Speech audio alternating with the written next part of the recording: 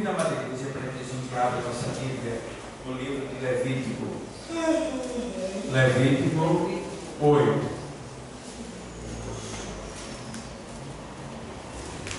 Levítico 8.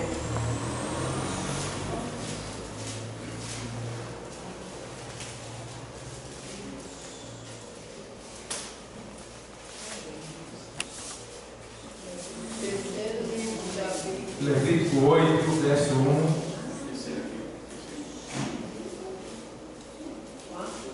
8. Levítico 8, verso 1.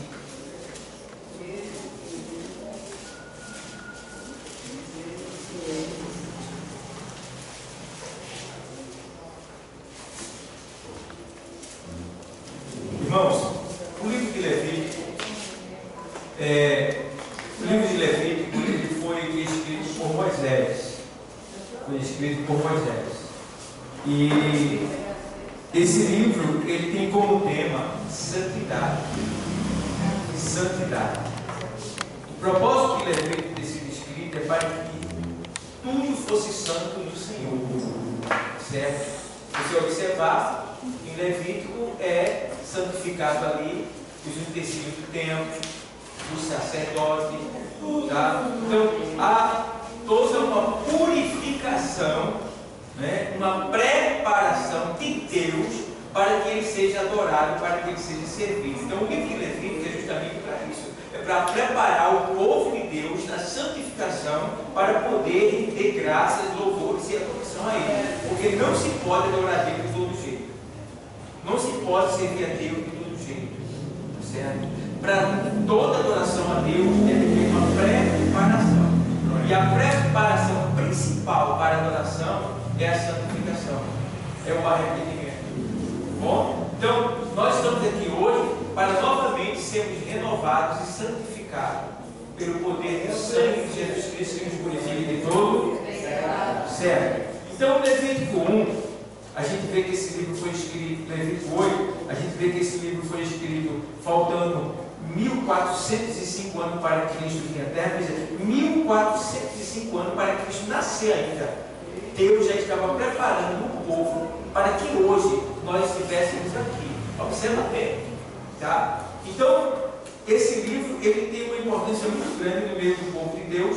E no verso 8 diz assim: falou mais o Senhor a Moisés, dizendo: toma a Arão e a seus filhos com ele, e as vestes, e o azeite da unção, como também o novilho da expiação do pecado, e os 2 carneiros, e o cesto dos pães ásperos. Podem sentar.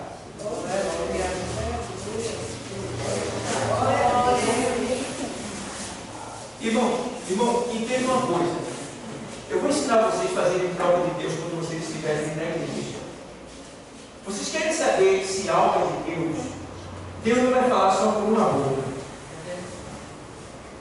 Se é Deus que está falando, se é Deus que está fazendo, Ele vai comprovar através de mais de uma boca. Porque lá em Jó 33:15, na sequência, diz que o Senhor fala 1 e 2 vezes. Entendeu? Então a gente sempre precisa ligar isso. Quando você ouvir uma palavra, observe se ela já foi confirmada através de outra palavra, ou mais, se não teve a confirmação na palavra, pode ter uma confirmação no louvor.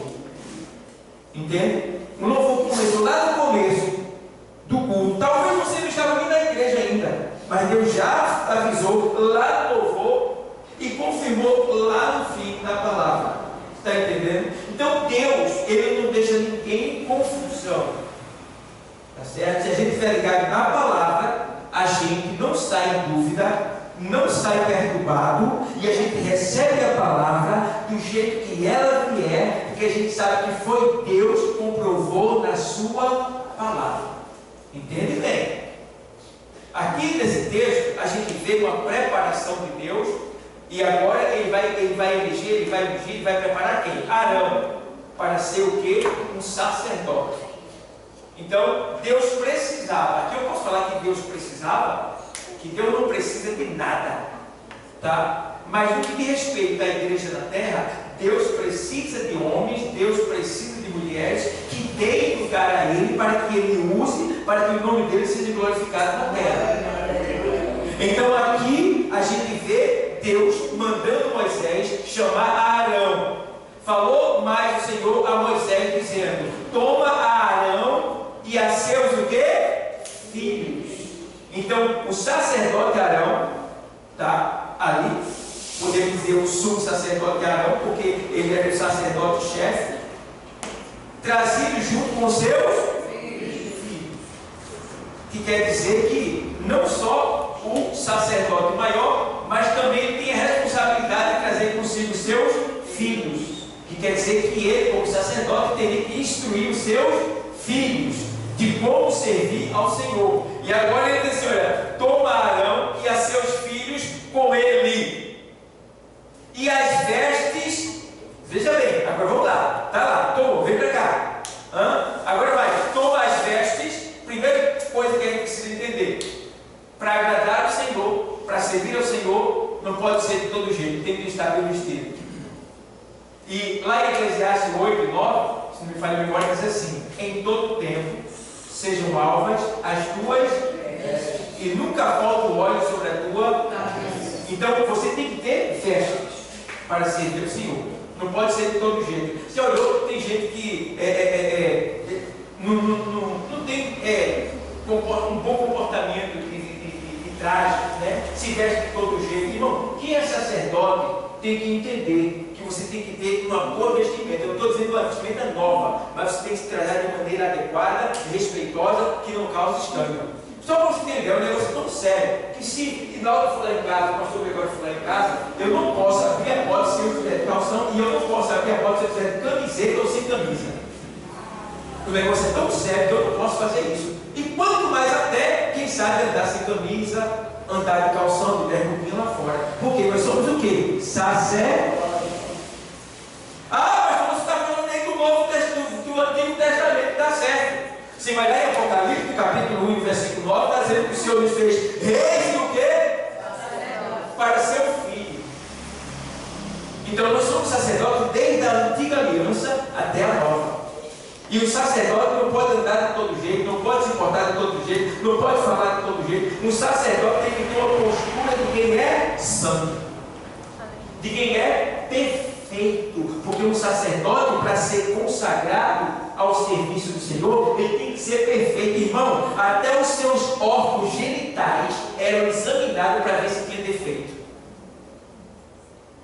Se ele tivesse um defeito no órgão genital, ele não podia ser um sacerdote. Só para você ter uma ideia, como Deus é exigente. Tudo era analisado, examinado em um homem que ia ser um sacerdote. Do mesmo jeito somos nós.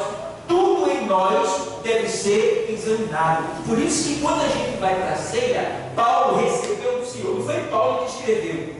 Foi o Senhor que ditou para Paulo e Paulo mandou escrever. Porque eu recebi do Senhor o que também vos ensinei. E aí ele deixa bem claro que lá no texto 11:28 ele diz: examine-se o quê?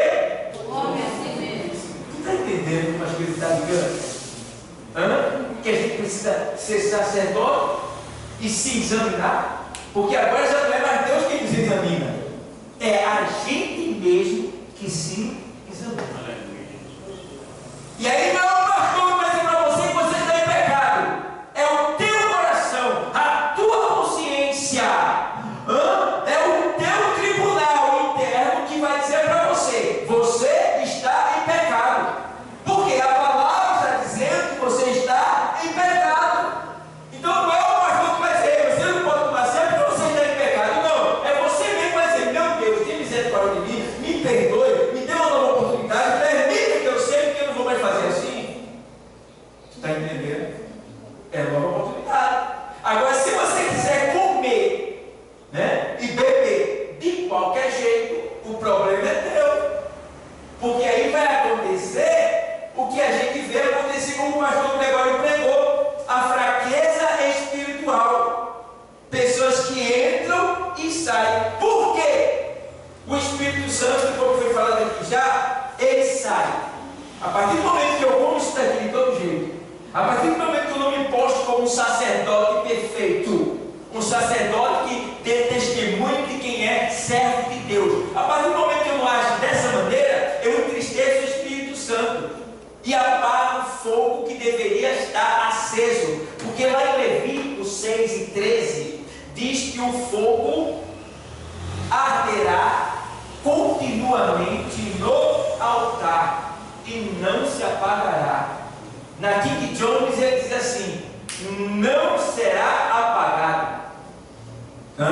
Então a gente vê que este fogo, que é o fogo, né, o incômodo do Espírito Santo dentro de nós, ele não pode parar. A gente tem que alimentar isto. E sabe o que é que mantém o fogo no altar e ele não se apaga? O que é que faz o fogo? O que é que alimenta o fogo? Vamos lá, quem pode falar aqui? O que é que alimenta o fogo? Lenha. E ele diz lá em Provérbios: sem lenha o fogo se apaga.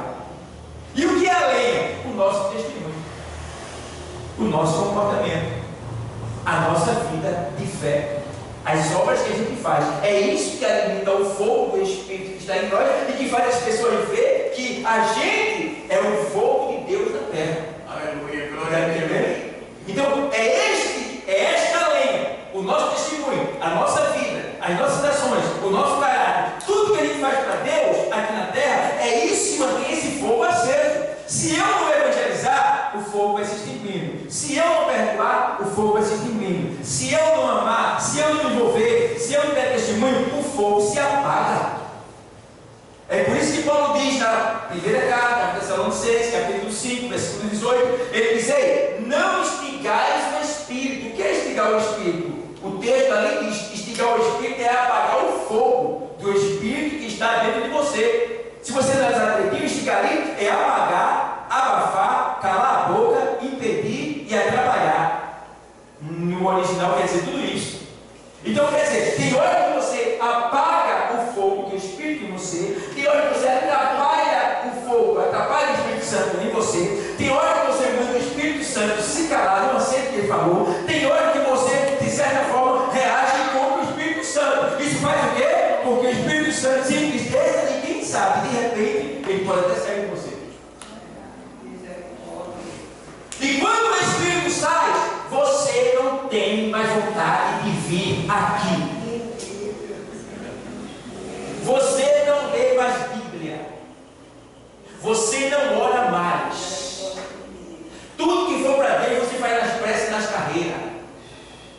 Irmão, a doença espiritual que muitos não percebem, se você não está direitinho, quando o Espírito Santo começa a deixar você, o negócio é feio. Você fica insensível, você não aceita nada de Deus. Você só aceita o que você quer, o que você acha e pronto. Então a gente tem que ter cuidado, para que em nenhum momento esse fogo venha ser extinguido dentro de nós, extinto dentro de nós. E aí a gente, em vez de estar do lado de Deus, fica ao contrário. Está entendendo? É isso que aqui Deus está fazendo, levantando o homem e também os seus filhos, e vestindo ele, ungindo ele e alimentando ele com pão. Veja bem, primeiro veste, depois unge o Espírito Santo e depois o que? O pão age, alimenta, fortalece para se manter de pé. Está entendendo? Aí o sacerdote é isso daí. O sacerdote, ele, na presença de Deus, ele está bem trajado, bem vestido, cingido, tá? Ele está alimentado pelo poder da palavra, que é o pão, que é Jesus, e ele está também ungido pelo poder do Espírito Santo de Deus. Glória a Deus! Então, a igreja, ela não é menina. Vocês não são criancinha, tá? Vocês não são desinformados. Vocês não são bobinhos. Porque nós temos um Deus que é a sabedoria. Moisés diz lá em Deuteronômio: qual povo na terra tem um Deus tão chegado, tão sábio, tão perfeito como esse povo, o povo de Israel?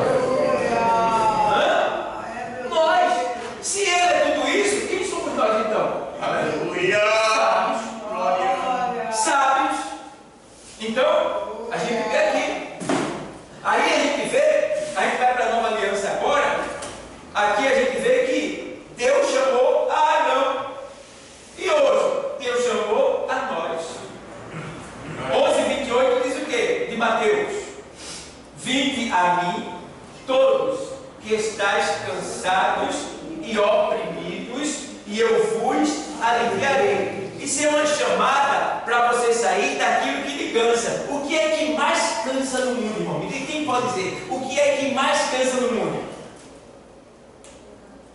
Bora ver se eu tenho certo. O que é que mais cansa no mundo? O pecado. Porque o pecado, ele é pesado.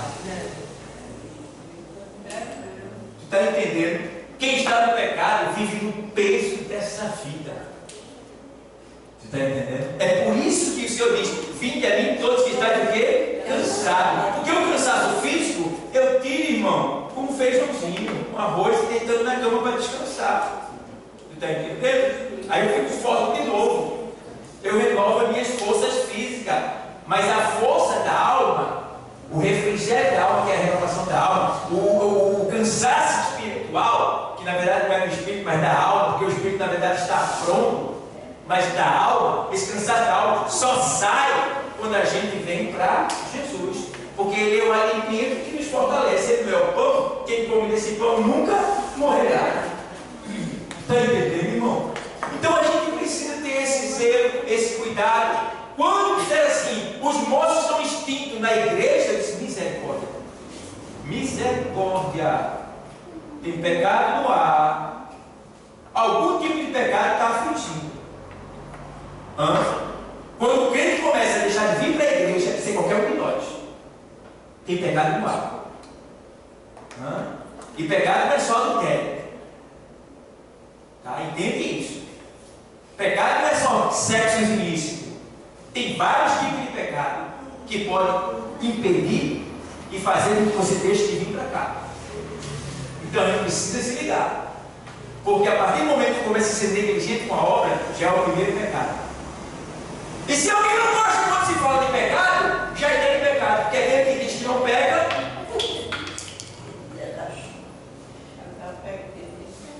E agora? Quem sou eu para dizer que não tenho pecado? Ou quem sou eu para dizer quando Deus disser que eu estou em pecado? Eu tenho que dizer o quê? Sim, Senhor. Algum pecado há em mim, eu só te peço misericórdia. Me ajuda, me revela, me mostra qual é o pecado que eu tenho, porque eu preciso da tua graça e da tua misericórdia e do teu perdão para continuar de pé aqui. Aleluia. Então, igreja, vim para mim. Quer que Deus está dizendo? Chamando quem? Você, para que você continue sendo um sacerdote. Ele está te chamando para quê? Para te vestir novamente. Ele está te chamando para quê? Para te ungir novamente. Ele está te chamando para quê? Para te alimentar novamente.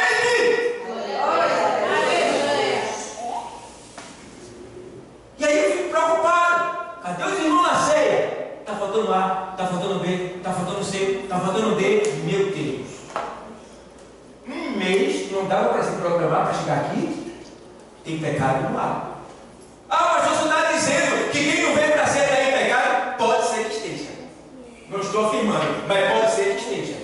Algum pecado há, porque não se foge da ceia por causa do pecado, mas sim do pecado por causa da ceia. Então por que eu não venho para a ceia? Tem pecado no ar. Me prova o contrário. Alguém me diga aqui se não tem, a não ser que diga assim: hoje eu não vou, meu pastor, porque eu estou trabalhando. Hoje eu não vou porque eu estou na cama, estou enfermo, a gente vai levar lá. Hoje eu não vou por causa disso, daquilo. Uma resposta, uma satisfação justa. Do contrário, tem pecado no ar.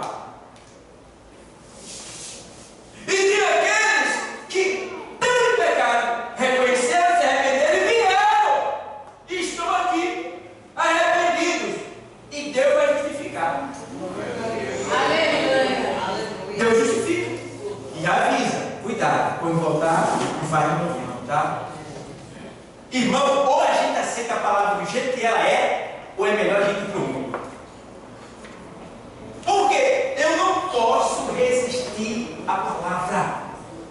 Eu não posso ir contra a palavra.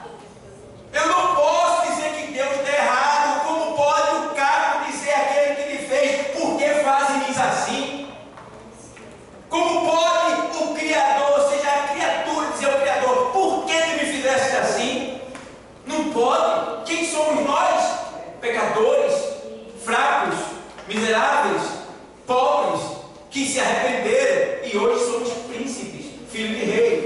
podermos relaxar, senão a gente volta de novo. Aí eu estou pregando, olha, quando eu prego, é difícil eu não falar sobre o inferno. É difícil, viu? De alguma maneira eu vou introduzir ali, porque irmão me mostra qual é o dois lugares que existe para você evoluir. Qual é o dois lugares depois da morte?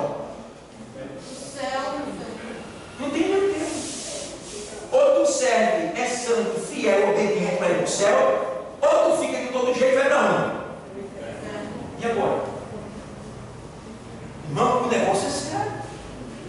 E sabe por que muita gente está na igreja à vontade? Porque a igreja não prega mais o inferno, está pregando, sabe o quê? Pão doce. Não é assim mesmo, pastor? O pastor falou.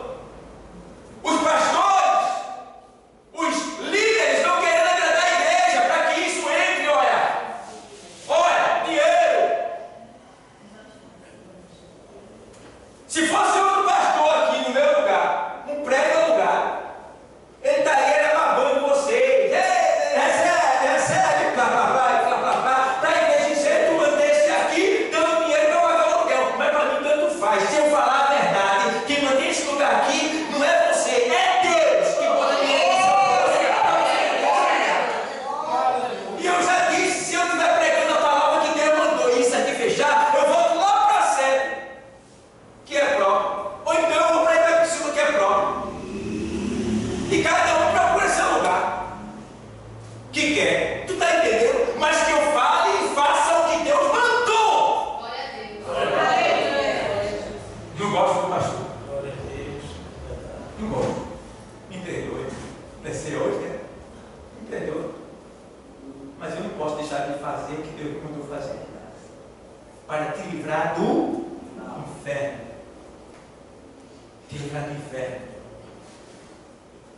O povo está achando que o inferno é purgatório, que vai para lá para se aperfeiçoar e depois nasce de novo. Não. O inferno é para sempre, meu irmão. Tem uma música que toca lá no inferno. A música é assim: meu Deus, me dá uma segunda chance. Essa é a música que toca lá. Me dá uma segunda chance. Me dá uma segunda chance. Quantos não estão querendo uma segunda chance? Mas não tem segunda chance. Já foi. Porque depois da morte acontece o quê? A gente é menino não. A gente é menino na malícia. Mas no entendimento, a gente é sábio. A gente está sobre uma natureza perversa que se chama carne. Natureza pecaminosa. E a gente tem que ter muito cuidado, porque ela desvia o nosso coração. Enganoso é o coração, mais do que todas as coisas, e perverso, quem o conhecerá? Então, precisamos ter cuidado. Olha, vinde a mim todos que estão cansados e oprimidos, e eu vos aliviarei. Tomai sobre vós o meu jugo. O jugo, canta de madeira que une um do lado do outro. Tomai sobre vós o meu jugo. Jugo, ou seja, esse texto fala de pessoas, é como se Deus estivesse falando assim: ó, tem gente que está lá na minha frente e tem outro que está lá atrás. Eu estou dizendo aqui, toma o meu jugo para que você ande do meu lado e eu do teu. Tomai sobre vós o meu jugo e aprendam de mim que eu sou manso, eu não sou bravo. Porque tem muito crente bravo na igreja. Tem quem que eu sou crente, mas minha mão não é não. Eu sou crente, mas não leva desaforo para casa não. Eu sou crente, mas não aceito isso. Eita, irmão, tem que nascer de novo. Você está entendendo? Tem que nascer de novo. Não pode aprender de mim que sou manso. E o outro ponto é humilde. O que é humilde? Por mais que eu tenha um status, eu tenho que descer para me igualar a todos. Aleluia, glória a Deus, Jesus. Nada pode me diferenciar de você. Amém. Está entendendo? Humildade é isso aí. É eu me colocar na postura de igualdade com todos. Não importa o que eu tenho, eu não sou maior do que ninguém. Por isso que no reino de Deus eu acho bonito, que aqui é diferente. Lá fora, quem é chefe é o maior. Aqui o chefe, que sou eu, é o menor. Porque lá fora os chefes são servidos. aqui o chefe serve. Quem está servindo a vocês hoje? Pastor. O empregado da casa. E o empregado maior. Tu está entendendo? Então, ó, tem mais aqui ainda assim. Levítico 8:6. Olha o que ele diz. E Moisés fez chegar a Arão e a seus filhos, e os lavou com água. O que é água? Para que serve a água? O Senhor chega lá em João 13, quando ele tira a toalha, se dispe, de certa forma, se une, se cinge uma toalha, e vai lavar os pés dos discípulos. E ele diz: vou lavar os pés de vocês, para que assim como eu faço, vocês façam também. E ele disse: não vai lavar meu pé não. Se tu quiser me lavar, tu me lava todo. Ele disse: vós já estáis limpos. Ou seja, já estáis lavados pela palavra que vos tenho falado. Então, o que é que nos lava? Nos purifica depois do sangue. O que é que nos limpa cada dia? É a palavra. Ela é a água de Deus, que é Jesus, que nos banha toda vez que a gente vem aqui. Entendeu? E aí é por isso que ele está dizendo aqui. Aí se você vê lá em Tito 3:5, Tito 3:5, Tito fica lá perto, lá, depois de Timóteo lá, perto lá, você vai encontrar Tito lá. Aí você vai ler Tito 3:5.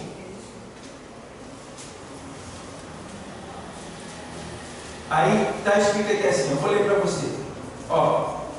Não pelas obras de justiça que houvéssemos feito, mas segundo a sua o quê? Misericórdia. Nos salvou pela o quê? Lavagem da regeneração e da renovação do Espírito Santo. Lavagem da regeneração. O que é regeneração? É você nascer de novo. Entendeu? E o que é que nos faz nascer de novo? A palavra de Deus. Mas a todos quanto o recebeu, deu-lhes o poder de serem feitos filhos de Deus, a saber, aos que nasceram, o 12 de João, a saber, aos que creem no seu nome, os quais não nasceram do sangue, nem da vontade do varão, mas de Deus. É o 12 de João. Deixa eu ler para você ficar mais bem explicado. 1:12.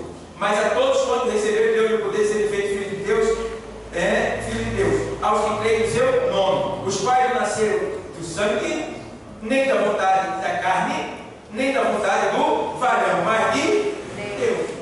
Então a gente nasce de Deus pelo poder da regeneração da palavra. Amém, igreja?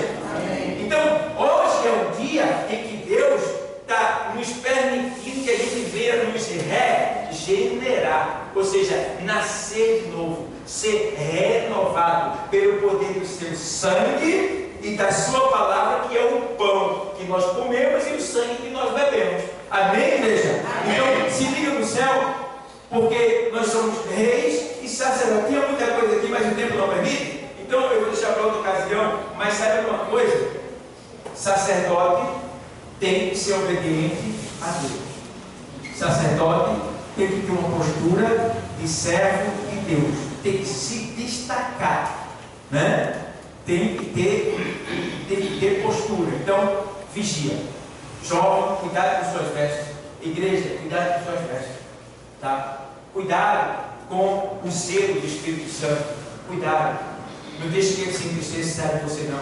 Tá bom? Observa. Eu estava observando algumas pessoas da igreja que fizeram trato com Deus aqui e abandonaram esse trato.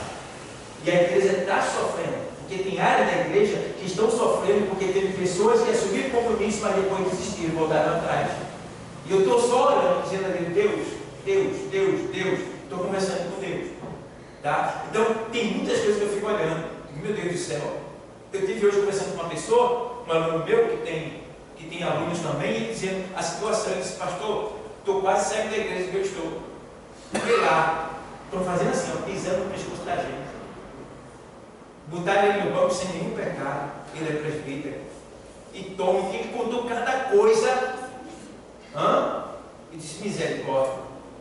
Mas tem o meu apoio. Se precisar de mim, estou à sua disposição. Então eu fico vendo como é que está a corrupção dentro das igrejas. Entendeu? E se for lá para o sul, lá para cima, é que você vai ver pastores que só dão pão doce para a igreja, que é para a igreja se alegrar, se animar, continuar cheia, trazendo dízimo de oferta. Entendeu? Mas o pastor que é de Deus, ele não olha para o dízimo e para as ofertas, ele olha para a alma. Porque independente de dízimo e de oferta, o mais importante é a sua alma. A igreja precisa do dízimo e precisa das ofertas, senão ela fecha. Tá? Mas a sua alma é que é importante. Porque se o importante não for sua alma, eu só lhe amo, eu só gosto de você se você tiver. Entendeu? Então, como o meu compromisso é com Deus, então o meu cuidado não é com o teu bolso, é com a tua alma. Eu estou preocupado com a tua alma. Se tu está fazendo a obra, se tua fé está viva, se tu estás amando, se tu estás perdoando, se tu estás vivendo a palavra, eu estou preocupado. Estou. Porque uma alma bem cuidada, ela traz recursos para a igreja. Entendeu? Porque dízimo e oferta é consequência de uma alma, de uma ovelha bem cuidada. Quando você é bem cuidado, você se sente bem e investe no reino de Deus. Entendeu? Quando você não é bem cuidado, você não tem compromisso com Deus. Você desiste, vai embora, relaxa, não respeita. Mas que nesta noite a gente aprenda que o sangue de Jesus Cristo nos purifica de todo o pecado. Então não importa qual pecado você quer cometer. Hoje é o dia aqui, vai ter que estar aqui. Porque a ceia, como já foi falado hoje pelo pastor Gregório, a ceia é um memorial. E a ceia, ela é um ensaio da grande ceia que a gente vai ter lá no céu. Ei, irmão, isso aí é um pingo d'água do oceano. Vai ter uma gigantesca ceia lá no céu. Então isso aqui a gente está ensaiando como é que a gente vai viver lá no céu, como se portar lá no céu. Porque um dia isso daqui vai ser feito lá no céu. Ele disse, olha, se você abrir a porta, eu vou entrar. E vou o quê? Cear com você. E depois que eu cear com você, o que é que vai acontecer? Você vai o quê? Cear comigo lá no céu. Percebeu? Se alguém abrir a porta, eu entrarei e cearei com ele. E ele comigo. Então hoje, Jesus está ceando com a gente. E amanhã, porque a gente está aqui, nós estaremos lá também ceando com ele. Agora tem que estar aqui. Entendeu? Amém? Amém. Que Deus